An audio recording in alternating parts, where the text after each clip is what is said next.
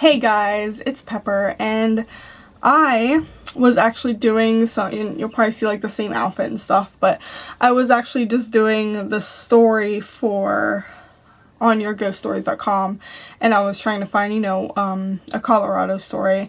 Well, I came across this one story that freaked me out, and I don't even know. So I was reading it earlier in the day, so I don't know how scared I'm going to be at night, but this story did creep me out like quite a bit because it is about a little child ghost, and it's actually you'll figure it out. But I felt like I have to share this with you guys. This isn't from any of the states though. It did happen in Canada. The year was 2016, so it was quite recent. And the story is obviously from yourghoststories.com. It is written by TJYAKI, I think like TJ Yaki, I don't know. But the story is called The Little Girl on the Swing, and it's so creepy. So, here we go. In Calgary, Alberta, this happened about 10 years ago. I was 14 or 15 at the time, and working night shift with my mom, delivering papers. I was having a lot of unexplainable things happen to me. One place we delivered was beside an old park that no one played on anymore, and I always saw a little girl on the swing. The first time I saw her, I was really concerned. She looked no more than 4 or 5, and it was about 2 o'clock in the morning. Okay, stop there. I just, questioned myself, why would you be delivering papers at 2 o'clock in the morning? I mean, maybe her mom had, 2 other jobs, and she worked, from morning to night, and, or maybe, because it says later in the story that she lives, 5 minutes away. I don't know. I'm not sure, but that was just a little odd. But anyways, moving on. I told my mom, but she said no one was there. Just to make sure, though, my mom had me stay in the van, and she went to walk through the park. She saw no one. Fast forward about a month or so, I had gotten very used to seeing this girl. Sometimes on the swing, sometimes walking around. I wanted to know who she was, so I did research on the area, and nothing. At first, she gave off that innocent, lost girl vibe, so I thought maybe she was a missing kid who met a tragic end. So more research, this time missing or murdered children from the whole city and the towns around it. Again, nothing. Slowly, I started feeling uneasy when I saw her. She no longer felt like a child. She felt old, and something was definitely not right. I started getting bad headaches every time I saw her. Started getting sick and very weak as well. At one point, I was so weak and dizzy I couldn't stand on my own for almost 2 days. My mom, who was not religious at all, started getting really worried and called the church asking for help. They suggested that we pray and ask God for guidance. In all likelihood, they thought I was a troubled kid making stuff up. Well, that didn't do anything, and things got worse. One night my headache was so bad I told my mom to take me home. I couldn't see, it hurt so bad. At the time, we lived about a 5-minute drive from the park. So she drove me home, and my brother went to work with her. My sister stayed up to take care of me. Nice cold cloth on my forehead and made sure it was dark and quiet. I finally passed out on the couch, and she went upstairs to bed. Dream time. So she's going to be having a dream in this part.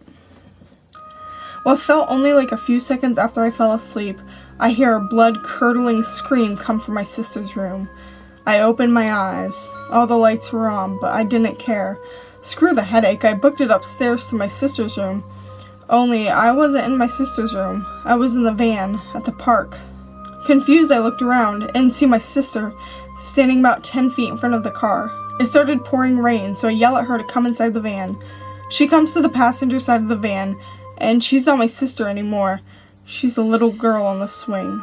She smiles, looks me dead in the eyes, and in the most evil, sing-song voice I have ever heard, she said, "I found you," and starts giggling.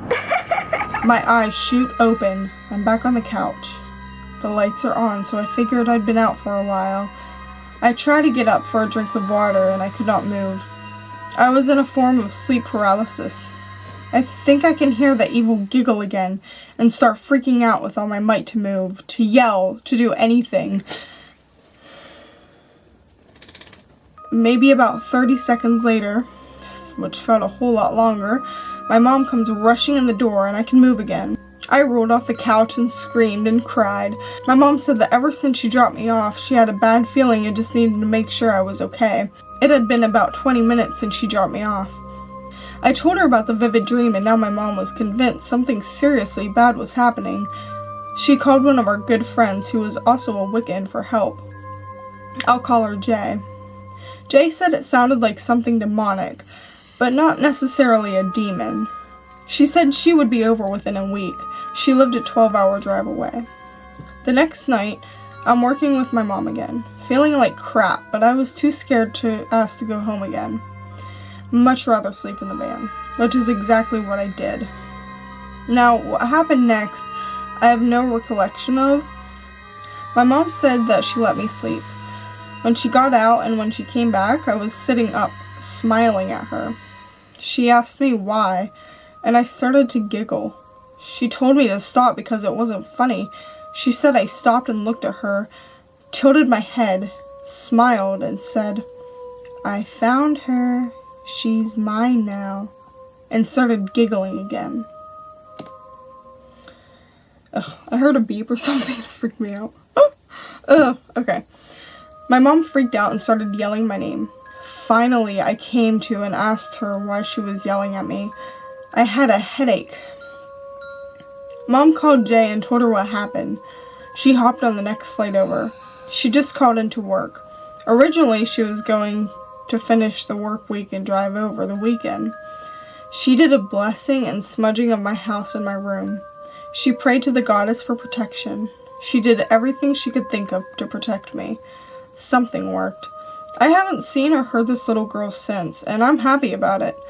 I still don't know what she was. Demon or evil spirit or what.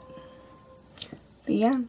Alright, so that story, when I first read it, really creeped me out, and it was like daytime, and let me tell you, not very many things creep me out, especially like reading stories, but that really did. That did something to me, and I thought I was gonna be more scared reading this at night, you know, with candles lit, and like Percy's like over there like staring right at me, but honestly, like I was more scared earlier, probably because like I've read this and I know what's going on, but it's still a creepy story. Like, wow.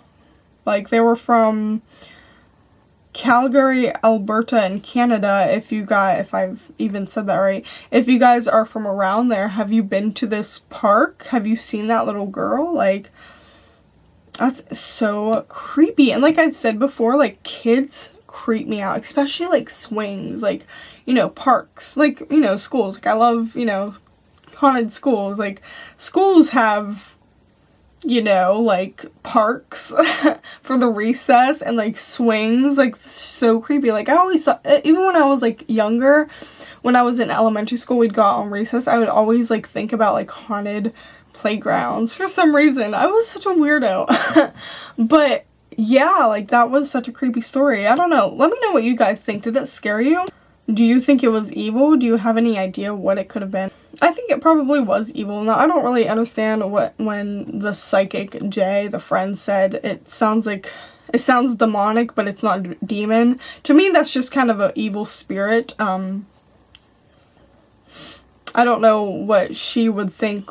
I guess, like, maybe demon, it would have attacked her in a different way or, like, more sooner. I'm not sure, but, like, I don't know what she meant. Either way, that spirit was not good if it was giving her like headaches and nightmares and sleep paralysis. And that was so creepy how it said, "I found you," and like giggled. Like, ew, that gave me chills the first time I read that. I'm like, oh, no way, no. But I had to share this story with you guys. I'll leave the link of it down below if you guys want to read it. But let me know what you guys think in the comments. Also, subscribe, hit the bell for notifications, and like up this video if you want to see more. And I will see you guys next time. Bye!